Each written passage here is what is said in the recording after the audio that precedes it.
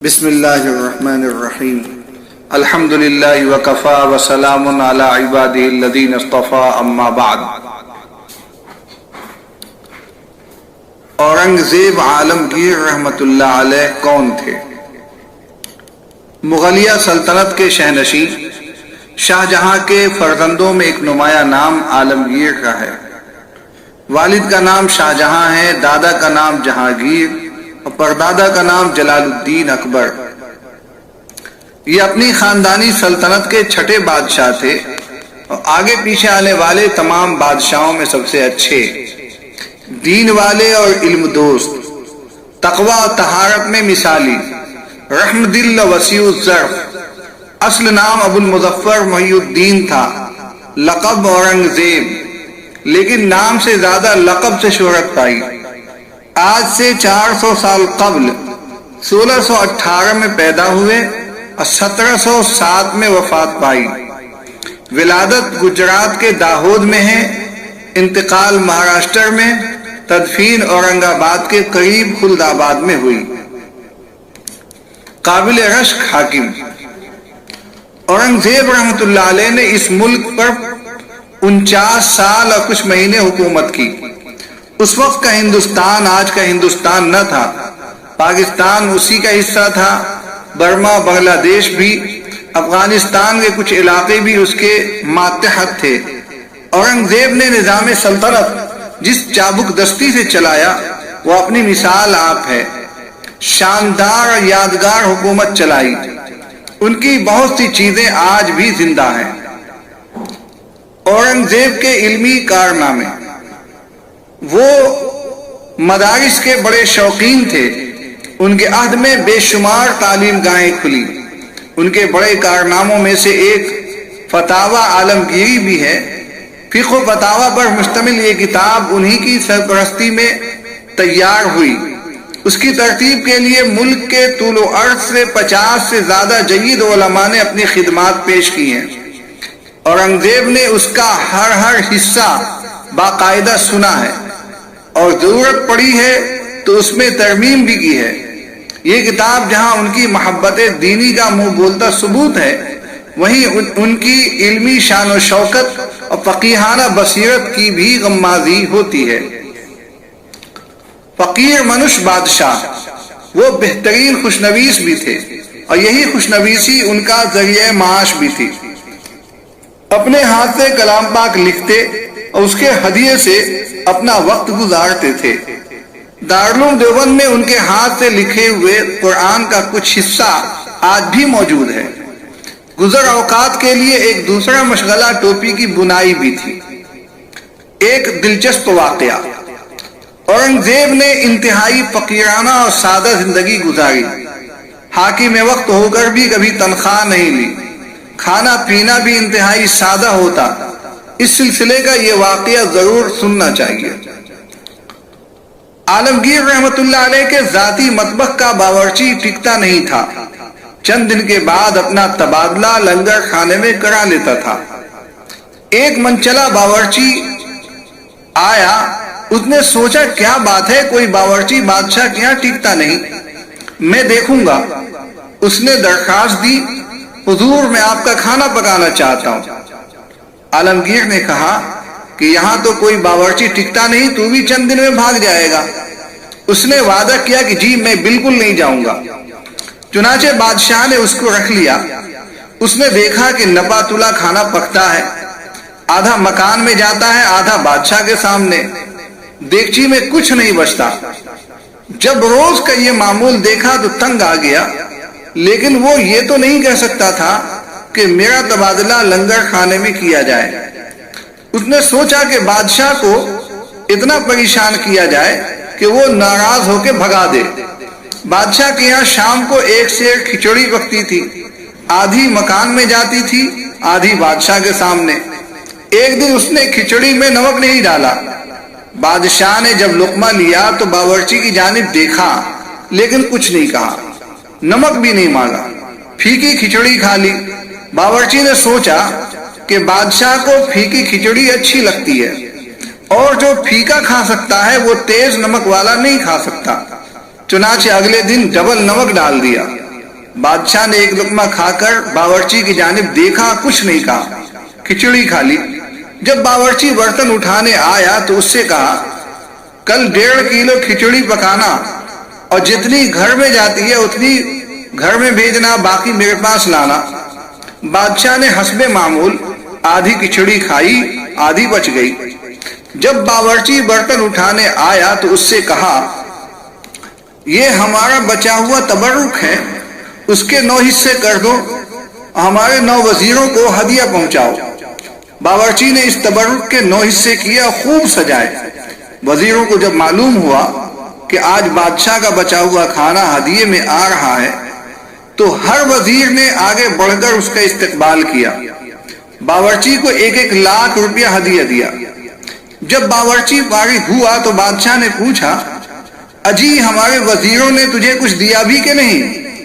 اس نے کہا حضور اتنا دیا ہے کہ میری 7 پشتوں تک کے لیے کافی ہے۔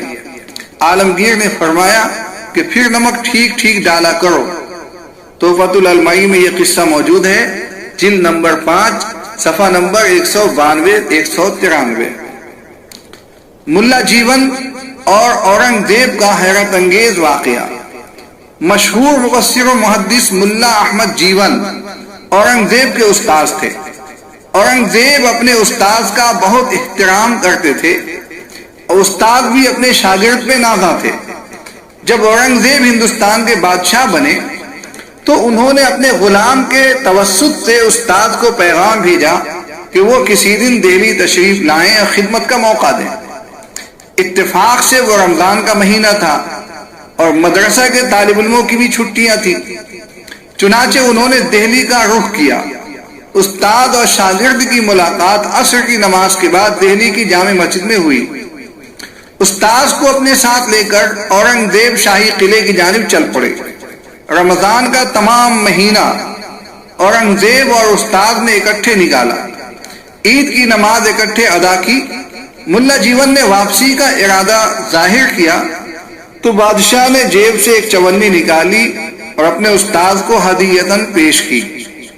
استاد نے بڑی خوشی سے نذرانہ قبول کیا، اپنے وطن کی جانب چل پڑے۔ اس کے بعد اورنگزیب دکن کی لڑائیوں میں اتنے مصروف ہوئے کہ 14 سال تک دہلی آنا نصیب نہیں ہوا۔ جب وہ واپس آئے تو وزیر اعظم نے بتایا کہ ملا جیون ایک بہت بڑے زمیندار بن چکے ہیں، اجازت ہو تو ان سے لگان وصول کیا جائے۔ یہ سن کر بادشاہ بڑے حیران ہوئے کہ ایک غریب استاذ کیسے زمیندار بن سکتا ہے۔ انہوں نے استاذ کو ایک خط لکھا، ملنے کی تمنا کی۔ ملا احمد جیون پہلے ہی کی طرح رمضان کے مہینے میں تشریف لائے۔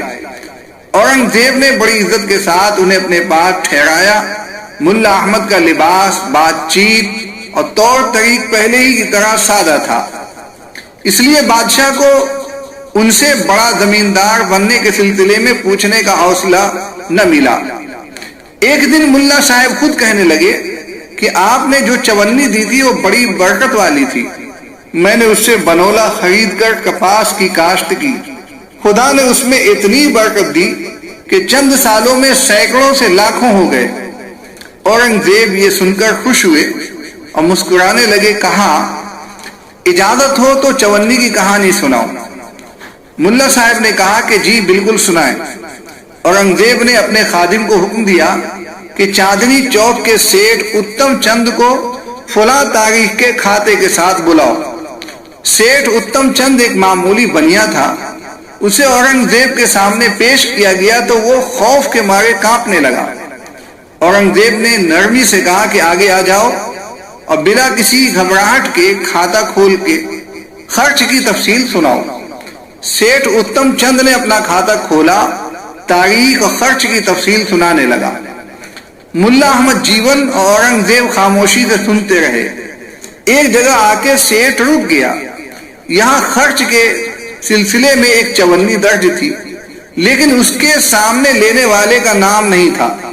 اورنگزیب نے نرمی سے پوچھا کہ ہاں بتاؤ یہ چونی کہاں گئی؟ اتم چند نے کھاتا بند کیا، کہنے لگا اجازت ہو تو اپنی دکھ بھری کہانی سناؤں۔ بادشاہ نے کہا اجازت ہے۔ اس نے کہا اے بادشاہ وقت، ایک رات نہایت تیز بارش ہوئی، میرا مکان ٹپکنے لگا۔ مکان نیا نیا بنا تھا اور تمام کھاتے کی تفصیل بھی اسی مکان میں تھی۔ میں نے بڑی کوشش کی لیکن چھت ٹپکتی رہی۔ میں نے باہر جھانکا تو ایک آدمی لالٹین کے نیچے کھڑا دکھائی دیا۔ میں نے سمجھا مزدور ہے، اس سے پوچھا، اے بھائی مزدوری کرو گے؟ وہ بولا کیوں نہیں۔ وہ آدمی کام پہ لگ گیا۔ اس نے تقریباً 3-4 گھنٹے کام کیے۔ جب مکان ٹپکنا بند ہو گیا تو اس نے اندر آ کر تمام سامان ٹھیک کیا۔ اتنے میں صبح کی اذان شروع ہو گئی۔ وہ کہنے لگا، سیٹھ صاحب آپ کا کام مکمل ہو گیا، مجھے اجازت دیجیے۔ میں نے اسے مزدوری دینے کی غرض سے جیب میں ہاتھ ڈالا تو ایک چونی نکلی۔ میں نے اس سے کہا، اے بھائی ابھی میرے پاس یہی چونی ہے، یہ لے لے اور صبح دکان پر آ جانا، تمہیں مکمل مزدوری مل جائے گی۔ وہ کہنے لگا کہ یہی چونی کافی ہے، میں پھر نہیں آ سکتا۔ میں نے اور میری بیوی نے اس کی بہت منتیں کی لیکن وہ نہ مانا۔ کہنے لگا، دیتے ہو تو یہ چونی دے دو ورنہ جانے دو۔ میں نے مجبور ہو کر چونی دے دی، وہ لے کر چلا گیا۔ اس کے بعد سے آج تک وہ نہ مل سکا۔ آج اس بات کو 15 سال ہو گئے ہیں۔ میرے دل نے مجھے بڑی ملامت کی کہ اسے روپیہ نہ صحیح 98 دے دیتا۔ اس کے بعد اتم چند نے بادشاہ پہ اجازت چاہی اور چلا گیا۔ بادشاہ نے ملا صاحب سے کہا، یہ وہی چونی ہے، کیونکہ میں اس رات بھیس بدل کر گیا تھا تاکہ پبلک کا حال معلوم کر سکوں، سو وہاں میں نے مزدور کے طور پر کام کیا۔ ملا صاحب خوش ہو کر کہنے لگے، مجھے پہلے ہی سے معلوم تھا کہ یہ چونی میرے ہونہار شاگرد نے اپنی محنت سے کمائی ہوگی۔ بادشاہ نے کہا، ہاں واقعی، اصل بات یہ ہے کہ میں نے شاہی خزانے سے اپنے لیے کبھی ایک پائی بھی نہیں لی۔ ہفتے میں 2 دن ٹوپیاں بنتا ہوں، 2 دن مزدوری کرتا ہوں۔ میں خوش ہوں کہ میری وجہ سے کسی ضرورت مند کی ضرورت پوری ہوئی۔ یہ سب آپ کی دعاؤں کا نتیجہ ہے۔ اللہ پاک ہمیں بھی رزق حلال کمانے کی توفیق دے۔ بحوالہ تاریخ اسلام کے دلچسپ واقعات۔ افسوس کہ اورنگزیب کو دہشت گرد بنا دیا گیا۔ عجیب بات یہ کہ اس خاندان میں 2 ایسے بادشاہ ہوئے جن کے مزاج میں بود المشرقین ہے۔ ایک جانب جلال الدین اکبر ہیں جس نے الحاد و لادینیت سے بھرپور زندگی گزاری، اور دوسری جانب اورنگزیب عالمگیر جن کی حکومت کا اکثر حصہ خلافت راشدہ سے مستفاد اور حیات علماء و مشائخ کے لیے ایک عبرت آموز تھی۔ لیکن بدی پرست دنیا نے جلال الدین کو وسیع القلب اور عالمگیر کو دہشت گردوں کا قائد بنا دیا۔ کیا کیجیے گا، ہوتی آئی ہے کہ اچھوں کو برا کہتے ہیں۔ کچی خوابگاہ میں سونے والا بادشاہ، ملا جیون کا یہ شاگرد، یہ مرد قلندر، جسور و غیور مسلمان، سلطانی میں فقیری کرنے والا یہ البیلا انسان اب خلد آباد مہاراشٹر میں ابدی نیند سوتا ہے۔ احقر فضیل احمد ناصری نے ان کی قبر پہ حاضری دی ہے۔ مزار وہی سادہ اور فقیرانہ ہے جس میں ان کی فقیر منش سلطانی آخر دم تک چلی۔